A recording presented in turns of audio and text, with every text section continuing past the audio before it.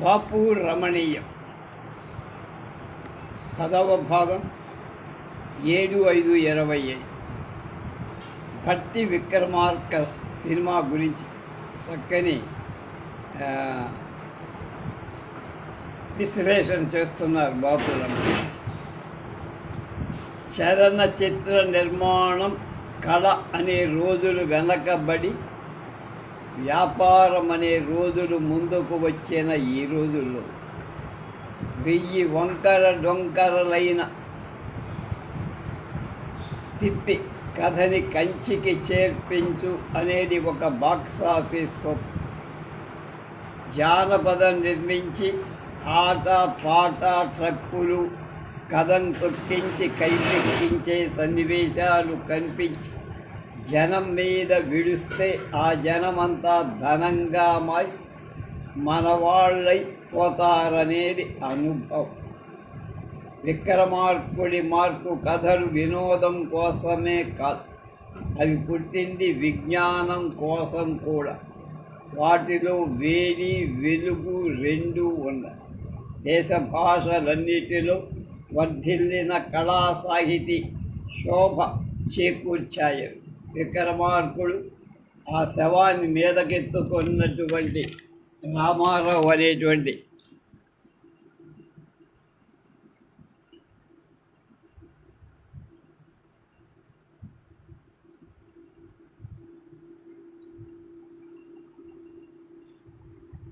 ఈ కట్టు కథల్లో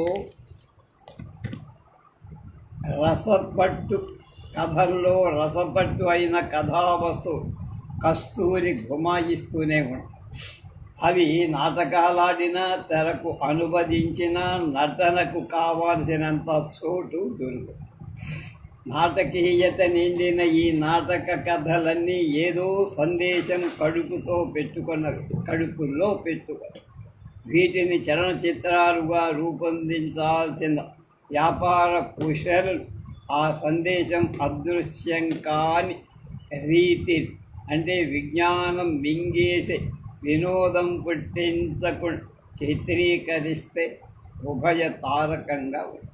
భట్టి విక్రమార్కుడు అనే రాజకుమార సోదరు చేసిన ప్రతిజ్ఞలు, దేశాటనాలు, యుద్ధాలు, తంత్రాలు, సాధించిన విజయాలు ఈ చిత్రంలో వారికి నచ్చిన ప్రకారంగా చేశారు. ఎస్వి రంగారావు.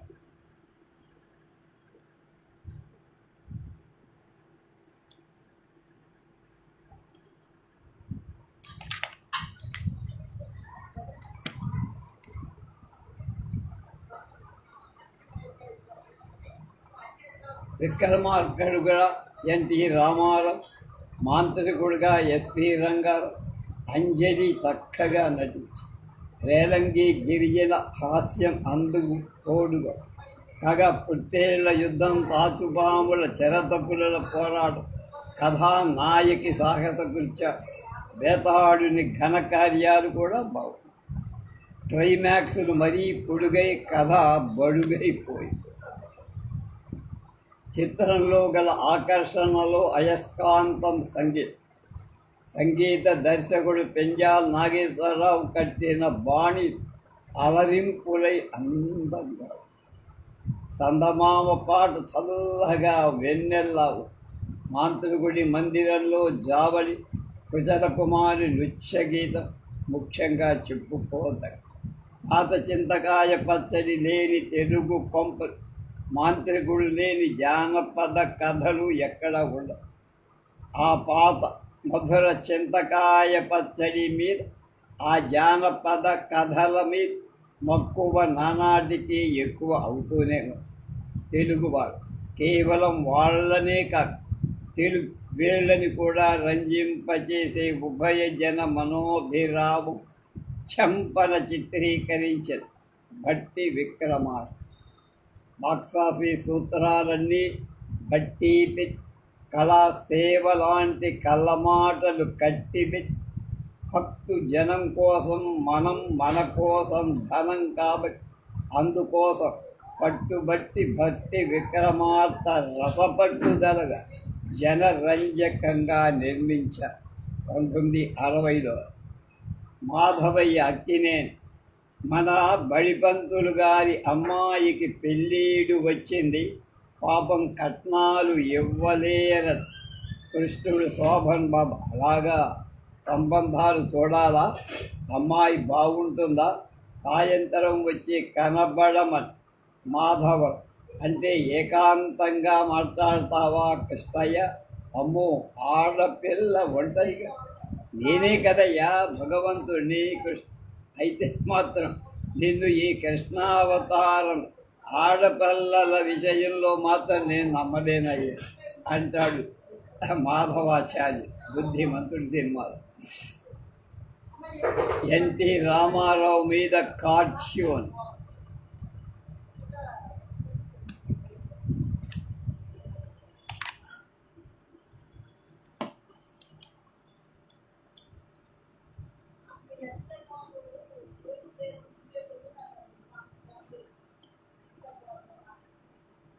ఈ నందమూరి తారక రామారావు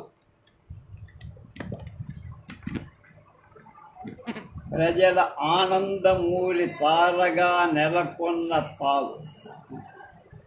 రోజులు మారా ఈ చిత్రం విడుదలైన కొంతకాలం తర్వాత ఫిలింఫేర్స్ సంఘానికి చెందిన తెలుగు తమిళ యువకులిద్దరు మాంబళంలో ఒక ఇంటికి వెళ్ళి సావిట్లో కూర్చున్నాయనను చూసి, అయ్యా పెరుమాళ్ళు గారు ఇంట్లో ఉన్నారా అండి అన్నారు. నన్నే పెరుమాళ్ళు అంటారు, రండి కూర్చోండి అన్నాడు పెరుమాళ్ళు. బొత్తిగా పరిచయం లేని పెద్ద మనిషి తమతో ఇలా పరాచకం ఆడతామా అని వారు కొంచెం తెల్లబోయిన మర్యాదకి నవ్వేసి, వారితో కొంచెం పనుంది దయచేసి పిలవండి అన్న. పెరుమాళ్ళు లక్ష్మీ పెరుమాళ్ళు ఆయన పేరు, పూర్తి పేరు.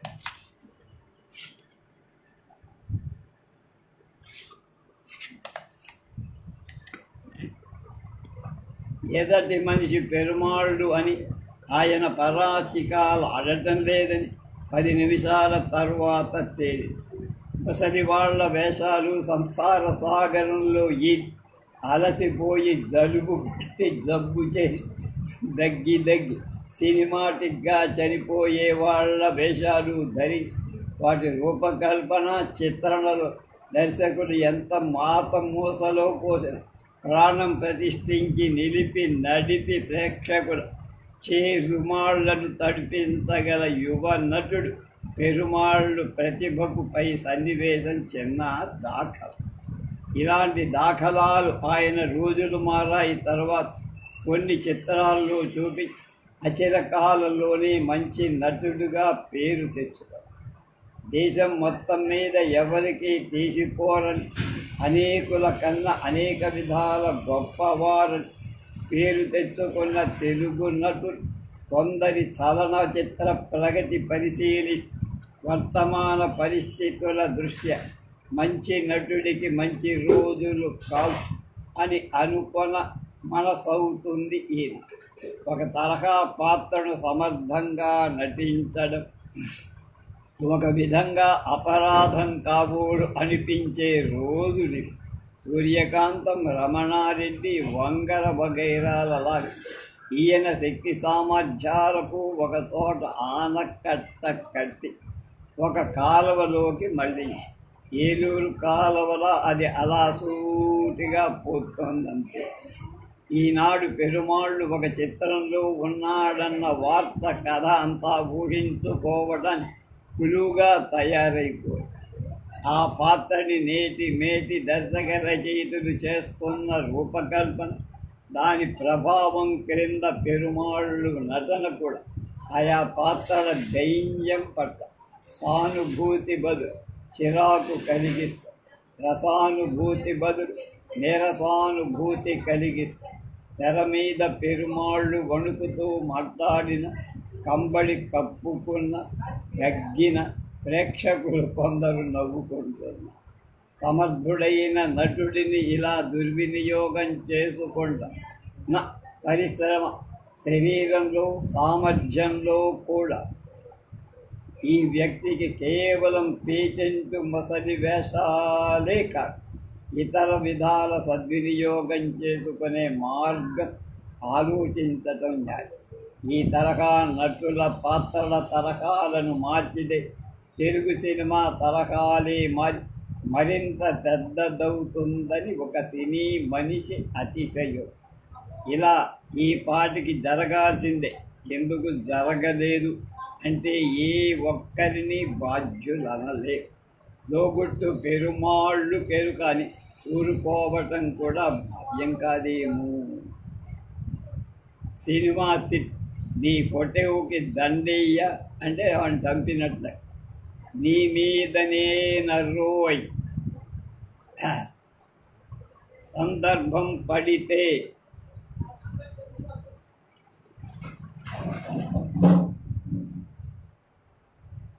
దొరికితే తన మీద తనే జోకేసుకునే బాబు తన దర్శకత్వంలో తీయబడిన చిత్రాలకు వేసిన క్యారికేచర్స్, ఆ చిత్రం పేరుతో చిత్ర జయాపజయాల చిత్రంగా ఎలా రేఖా మాత్రంగా చూపించారు. ఎలాగో చెప్పుకో. ముత్యాల ముగ్గు, జయాంజనేయ, రామాంజనేయ.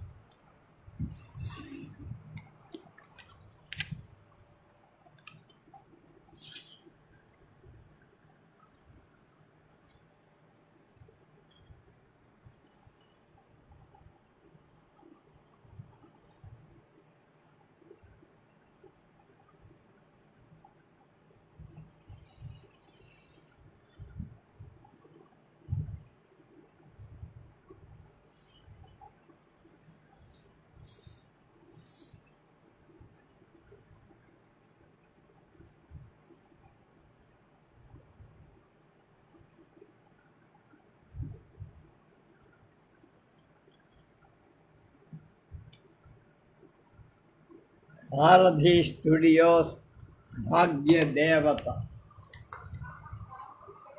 అభినయం సావిత్రి, జగ్గయ్య, రాజు, సులోచన, బాలయ్య, రేలంగి, లక్ష్మి, పెరుమాళ్ళు, సూర్యకాంత, నిర్మల, కొండల. కథ మాటలు తాపి ధర్మారావు, పాటలు శ్రీశ్రీ కొసరాజ్ తాపి, సంగీతం మాస్టర్, గానం సుశీల, జమునారపణ్, పిఠాపురం నాగేశ్వరరావు, దర్శకత్వం తాపి, పెద్దరికాలు ఎత్తుకు పై ఎత్తు, తాపి చాణక్య. కథాస్థలం హైదరాబాద్. సారథి స్టూడియోలో 2 ఫిలిం సెట్లు. నిర్మాత వై రామకృష్ణ ప్రసాద్ యార్లగడ్డ. అపోహల మీద మనుషుల్ని మరబొమ్మల గిరగిరా తిప్పి గంతులు వేయించి వాళ్ళ గుణ అవగుణాలను వెల్లడి చేసే పద్ధతి. చీమంత చిక్కులు కొండంత కష్టం చేసి చూపించి మంచులాగా కరిగించి పారేసే పద్ధతి ఏనాడు ఎవరు కనిపెట్టారో కానీ మొత్తానికి ఈ అపోహ చాలా మంచి. ఆ ఊహ కదలని కథలను ఒక్క తూపు తోస్తుంది ముందు, సాగని కథలను సెగదాగదీస్తుంది. ఊహ మంచిదైనా కొద్ది అపోహ మరీ బాగుంటూ ఉంటుంది. శ్రీ సారథి స్టూడియోస్ వారి భాగ్యదేవత చిత్రంలో కొత్త ఊహ అంటూ లేదు. తప్పు చేసిన వాడు గ్రూప్ ఫోటోలో చేరడం కోసం నాలిక కరచుకొని నన్ను క్షమించు అంటూ దగ్గరలో ఉన్న వాళ్ళ కాళ్ళ మీద పడటం తప్ప. ఇది ఊహ అవని మాట నిజమే అయినా మరోటి లేనందువల్ల దీన్నే ఆ పేరిట పిలుచుకో. ఏది ఏమైనా మొత్తానికి ప్రతి సినిమాలు వచ్చే ఈ ఏర్పాటుకు ఇందులో తొడిగిన కథ కొత్త. ఒక విలక్షణ స్థితిని హృదయంగమంగా చిత్రించ తలపెట్టినటువంటి చురుకై తాతి చాణక్య సారథ్యాన వేగంగా పెరుగెత్తుంది. ఎటొచ్చి ఈ పరుగు వేగంగా దొర్లు తిన్న చక్రం లోపల ఉన్న చోటే ఉండటానికి హైరాణ పడే కుందేలు పరుగు దర్శకుడు, హైరాణ నటుడు వహించి ఒక లేటు జడ్జి గారి ఇద్దరి కుమార్తె రాజసులోచన లాంటి లలిత, సావిత్ర లాంటి సరళ. వాళ్ళ అమ్మగారు ఆస్తికి ఇంటికి అధికారి కాబట్టి ఓ పెద్ద శాలువా కప్పుకు గంభీరంగా ఉంటుంది. పెద్ద పిల్ల లలితను తహసీల్దారి గారి కొడుక్కిచ్చి పెళ్లి చెయ్యాలని లేట్ జడ్జి గారు కథారంభం వాటికి చలామణిలో ఉన్న పెద్దలు నిశ్చయిస్తారు. లలితకు ఇంకో 2 ఏళ్ల తర్వాత డాక్టర్ బాలయ్యని చూసేవారు పెళ్లి మీద ఝాసే రాల. చూశాక అతన్ని నేను చేసుకోవాలనుకో.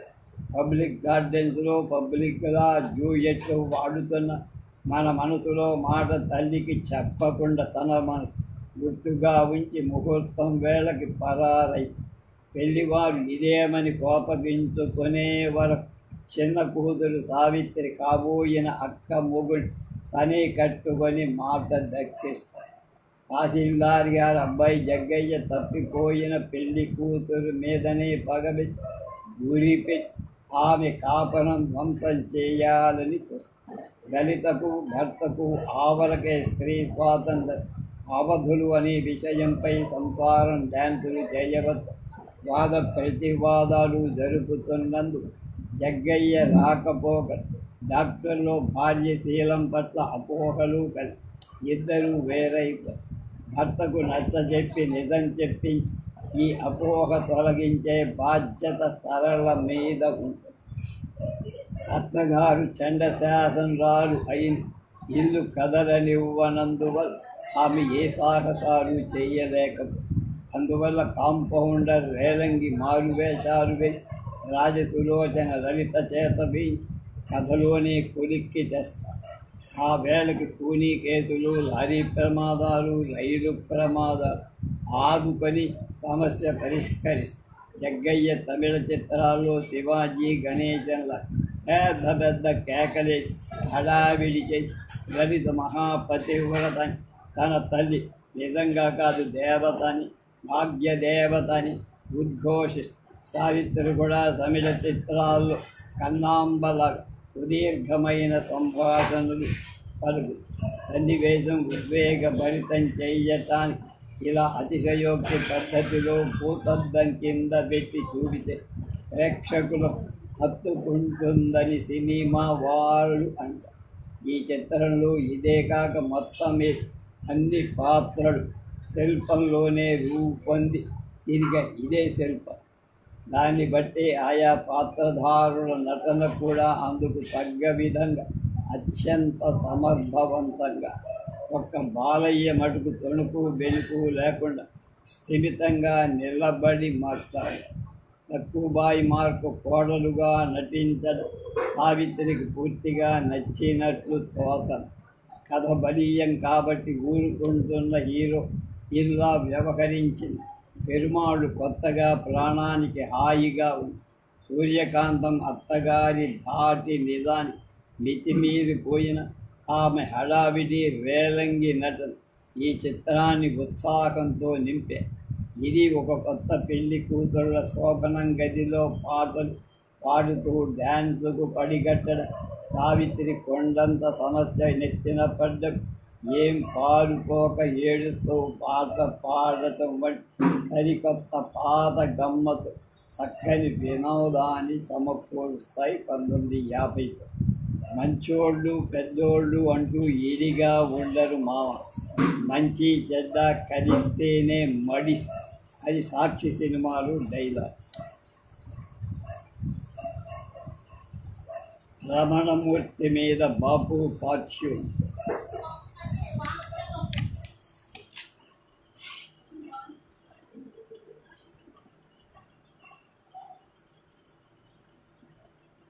మృదువైన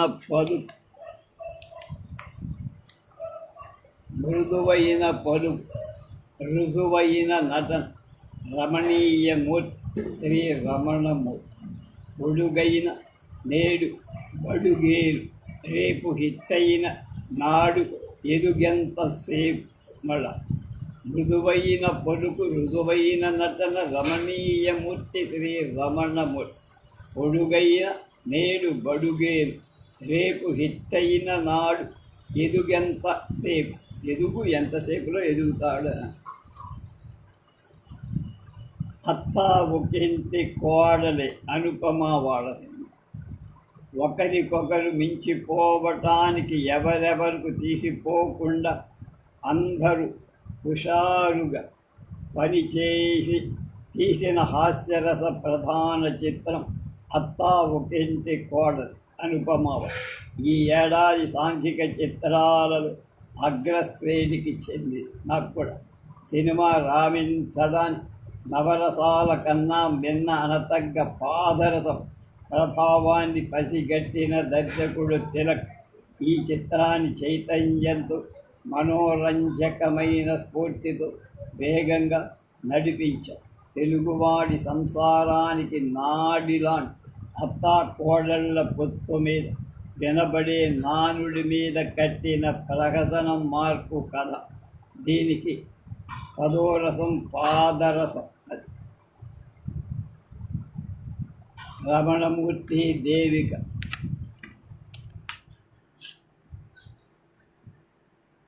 ఆలమ్మ కథలో చిక్కదనం చక్కదనం ఉన్నా మంచి నుడికారం నానుడికారం గల మాట తెలిసే వాటిని సజీవంగా పలికి నటించడంలో నటీనటుల సొగసు కథ ప్రాబల్యాన్ని వెనక్కి నెట్టేసి 16 నాల తెలుగు ధనం ఉన్న ఈ చిత్రానికి నిజానికి ప్రాణప్రాయమైన 16 అణ తెలుగుదనపు మెరుగుడు దిద్దిన ప్రజ్ఞ దర్శక రచయితలకే దక్కుతుంది. కోడంట్రికం కథలు కనేవాళ్ళకి ఎంత ఏడిపిస్తాయో అంత నవ్విస్తాయి. ఇవి ఆ పని చిరకాలంగా చేస్తున్నాయి. ఎదుటి 2వ భాగం సినిమాకు ఎక్కల. సృష్ట్యాది పడి ఉన్న అత్తా కోడళ్ళు పొత్తుకు మంచి ఉదాహరణగా ఆదర్శంగా చెప్పుకోగల జంటల పేర్ల లిస్టేస్తే శ్రీ మహాలక్ష్మి, సరస్వతి ఫస్టున కనిపించరు. ఈ కథలో తాయారమ్మ, పార్వతమ్మ కూడా. తాయారమ్మకి అత్తగారి పోకడ కొడుకు వట్టి సుబ్బారాయుడు కాబట్టి తల్లి పార్వతమ్మ తన దూరపు చుట్టం రంగయ్య పంచన బతుకుదు. ఇటు తన కోడలు తాయారును, అటు రంగయ్య కూతురు లక్ష్మిని కాపరానికి తీసుకు వెళ్లకుండా అవస్థ పెడుతున్న సాటి అత్తగారు సుందరమ్మను ఆడిపోసుకుంటూ కృష్ణ రామ అనుతుంది. సుందరమ్మ కొడుకు చంద్రయ్య కూడా సుబ్బారాయుడికేం తీసి ఎటొచ్చి అతనికి తల్లి దగ్గర భయం. ఆవిడికి ఈ కొడుకు కాక ఆఫీసరు భార్య అనే అహంకారం. అది చెల్లేందుకు ఆస్తి, నోటు, దురిసితనం వీటిని ఎదిరించే సత్తా ఉన్న కూతురు. ఈ అమ్మాయి పేరు శోభ గిరిజ. పట్నంలో చదువుతా. నెలవలకి ఇంటికి వస్తుండగా ఆమె సహపాఠి తాయారమ్మ కొడుకు రఘురాం రైల్లో తారసబడి హడావిడిగా తన హృదయాన్ని పరాటా ఇచ్చే ఆమెకి పుచ్చుకొని అందుకు గుర్తుగా తన పెట్టి ఆమెకిచ్చి ఆమెది పట్టుకొచ్చారు. అంచేత ఇద్దరికీ పెళ్లి చేస్తారు.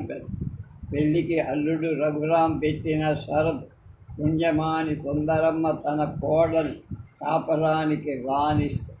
కోడంత్రికం పెట్టడంతో ఆవిడ తన ప్రజ్ఞ ఎలా పేలుస్తుందో చెప్పుకోవడానికి సుందరమ్మ పాత్రధారిణి సూర్యకాంతం అంటే సరిపో. కోడలు ప్రమీల అంటే దేవి. తక్కువబాయిలా యాతనలు భరిస్తూనే మరోవైపు ఎంతసేపు సంగీత ప్రపంచంలో ఏదో రాగం ఆలపిస్తూ ఉండే లోకం మొగుడు చంద్రానికి మెల్లిగా అనురాగం వినిపించి నేర్పిస్తుంది. చంద్రానికి జయ జయవంతి రాగంలో సుశీల కంఠంలో పాడిన తీయని పాట. అక్కడితో చంద్రానికి మగసిరి అద్భుతం. తన మామగారు రంగయ్య బెంగతో తీసుకొని పెనుమాళ్ళు మంచం పట్టి పోవడం, తన తల్లి హంసలు మీరి పోవడం, చెల్లెలు శోభ చివాట్లు అతనికి తెగించే శక్తిని రమణమూర్తి ఈ పాత్రను సమరసంగా నటించి ఇల్లు వదిలి బస్తీ పోతాడు జీవన ఉపాధి. అక్కడ సుందరమ్మ కూతురు శోభ కూడా అత్తారింటి మరో రకం కోడంటికం అనుభవి. తాయారమ్మ కోడలు పిల్ల కాలు కింద పెడితే కందిపోతుందన్న ప్రేమతో చూసి ఉక్కిరి బిక్కిరి చేసి ఆనక మనవడి కోసం హడావిడి చేసి శోభ చేత సవాలక్ష నోములు నోయించి పడతాలు పట్టి కోడలు బొత్తిగా సక్కుబాయి కాదు కాబట్టి ఒక రోజున ఎదురు తిరుగు తను అత్త చేత ఆరళ్ళు పడుతున్నాననుకుంటూ కోడలికి అవే పెడుతున్న తాయ చెలరేగటంతో ఇటు ఆమె భర్త సుబ్బారాయుడు కొడుకు రఘురాముడికి తెక్క రేగి ఆ సుందరమ్మకి ఈ తాయారమ్మకి బుద్ధి చెప్పి నాలుకల కొరుక్కునేలా చెయ్యాలి. తండ్రి కొడుకు కూడబడుకు మనకు చూడటం అనే పథకం నేర్పుతా చూడ ముచ్చట చేసి ప్రేక్షకుడికి సంతోషం సంతృప్తి కూడా కలిగే విధంగా జగ్గయ్య, రమణారెడ్డి, లక్ష్మీకాంతం దర్శకుడు తిలక్ ఆ పథకాన్ని హాస్యరసభరితంగా ప్రయోగించి సమస్య పరిష్కరిస్తూ నీతిని ఆవిష్కరిస్తూ అత్తగారిని హడలు కొట్టి ఇల్లు వెడలగొట్టటాన్ని దయ్యం పట్టినట్టు నటించిన అత్తగారు లక్ష్మీకాంతం సూత్రధారుడుగా రమణారెడ్డి సన్నివేశాల్లో అద్భుతంగా నటించి జగ్గయ్య తందనాలాడి సన్నివేశాల్లో జోడుగుళ్ళ పిస్తోలు ఠా అనేటువంటి పాట. ఈ రకం పాటల్లో మేరీ రకంగా సర్వజన మనోహరంగా సంగీత దర్శకుడు సంజాత్ ఈ చిత్రంలో వినిపించిన 9 పాటలు విశిష్టంగా కనుల విందుగా ఆరుద్ర బడి పలుకుబడి గల పాటల మాటలు అందంగా హాయిగా అశోకవనమున సీత శోకించెను ఎందుచేత అమ్మాయిలు అబ్బాయిలు శ్రీనివాస్ జిక్కి హాయిగా పడి నీ దయ రాధ సుశీల అత్తలకు నీతి చెప్పే మాట వరసలు కూడా చాలామందికి చాలా రోజు జ్ఞాపకం. బహుశా నా జ్ఞాపకం వచ్చినంతవరకు ఒక కృష్ణా నది పుష్కరాల నాడు ఈ సినిమా బెదవాళ్ళు నేను మా నాన్నగారు మా అమ్మ చూసినట్టు బాగా ఇది కాక చాలా బాగున్న మరో పాట తడికరాయబాట అద్భుతం చదలవాడ సీత పిఠాపురం నాగేశ్వరరావు జిక్కి కంఠాలు బాగా సోగ్గా నటి మొత్తం మీద సృజనాత్మకమైన ప్రతిభ స్వతంత్ర కథనా శిల్పం కల దర్శకుల శ్రేణిలో తిలక్కులు ఈ చిత్రం నిలబడి ఆయనకి ఇది 3వ సకుటుంబంగా వెళ్ళి చూస్తే మామూలు కన్నా చాలా బాగుండే చిత్రం. అలా చేస్తే నిత్య జీవితంలోని మన పోకడు క్షతోక్తులు ఎన్నెన్ని అందులో ఉన్నాయో బాగా బోధపడి 1950 ఆరుద్ర బొమ్మ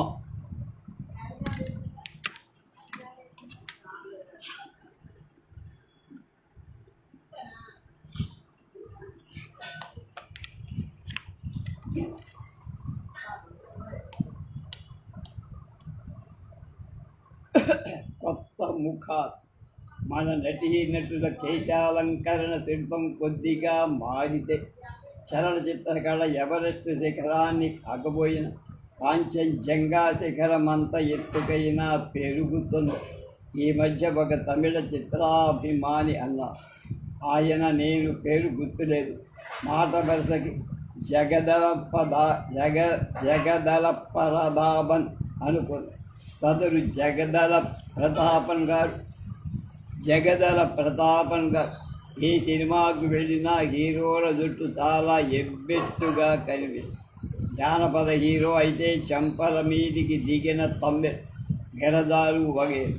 సోషల్ హీరో అయితే అప్పుడే తలంటి పోసుకున్న చింపిరులు వాటి అడుగులు తొంగి చూస్తున్నట్లుగా ముఖాలు కలిసి ఒకసారి అయితే అనుకోవచ్చు ఏళ్ల తరబడి ఇలాగే ఉంటుంది. శుభ్రంగా పాపిత తీసి నున్నగా తలదువ్వుకునే వాడి కథలు రావేలా అని ఆయన బాధ. హీరోయిన్ స్థితి కూడా అంతే. అపూర్వ జిందామణి దగ్గర నుంచి అంటుతోమే చందామరై అందరూ మేరీ అంటూ సెట్ మార్క్, హెయిర్ స్టైల్ వీలైతే జోసఫైన్ చేత చేయించుకోవడం ససేమిరా తగ్గని సినిమాకెళ్ళేవాడు నోరు మూసు కథ చూసి ఆనంది కరిగిన గుండెతోనూ బరువైన గుండెతోనూ బొత్తిగా ముఖం తోపడం మానేశావేం దిలీప్ కార్టూన్ వేశాడు బాపు గారు.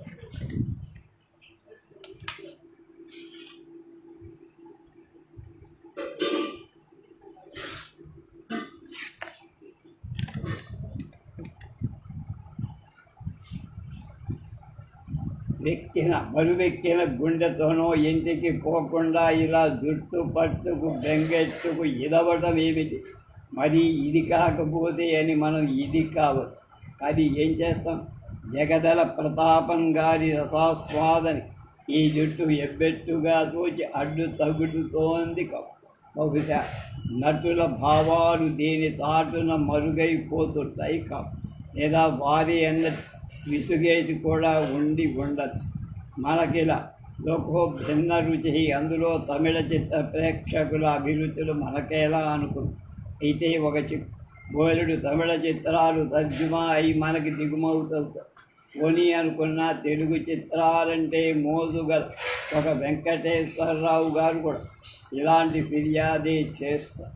నాగేశ్వరరావు దగ్గర నుంచి నయనప్పం దాకా 25 ఏళ్ల కుర్రాడి వేషం వస్తే ఒకే తరహా క్రాపింగ్ అని.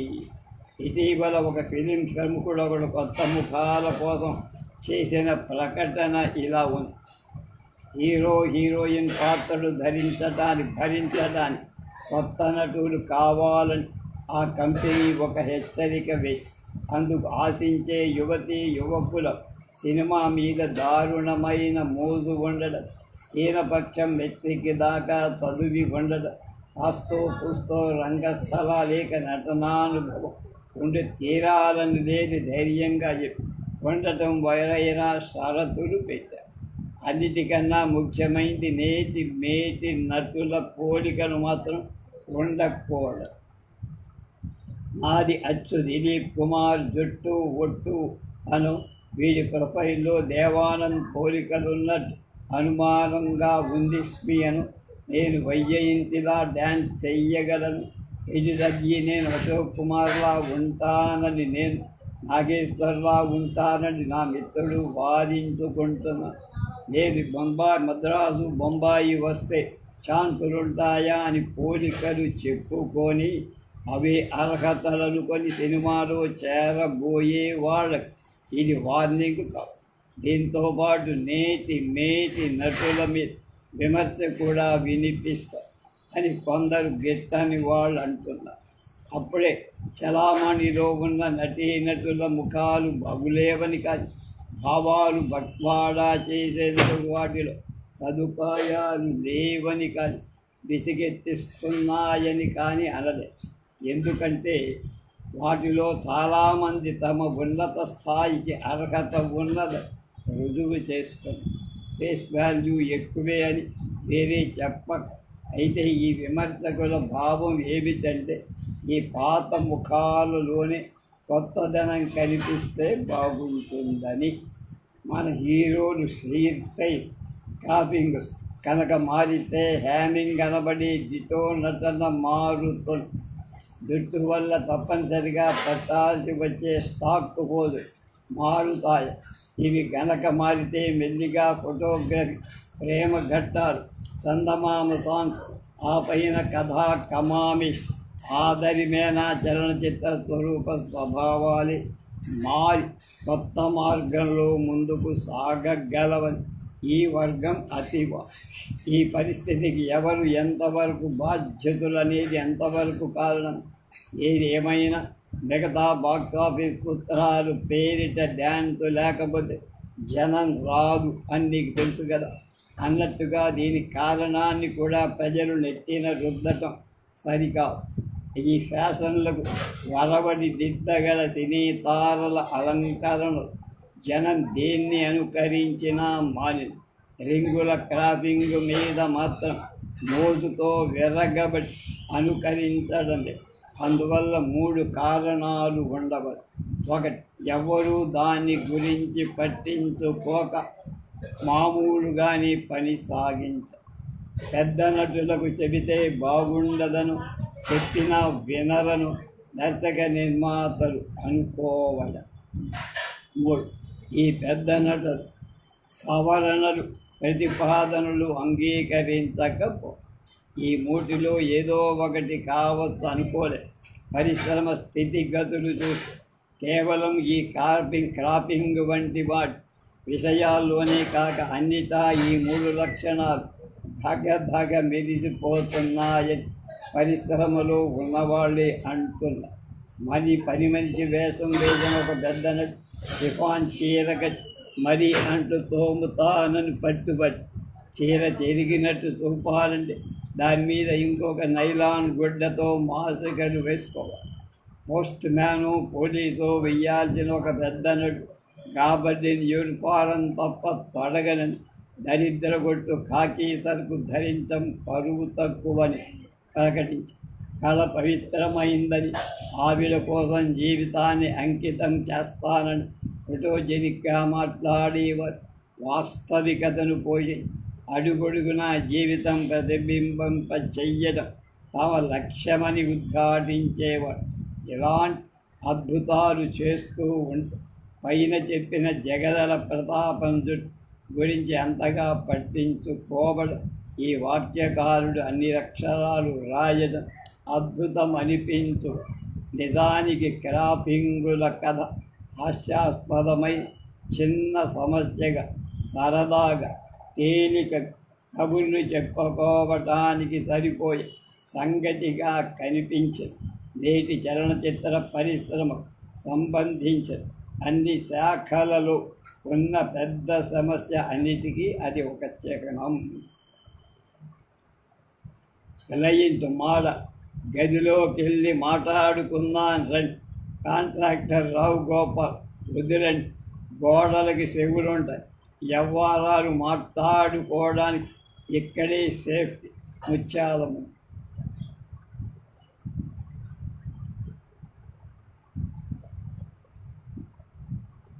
రిపబ్లిక్ వారి పెళ్లి సందడి సినిమా రేపు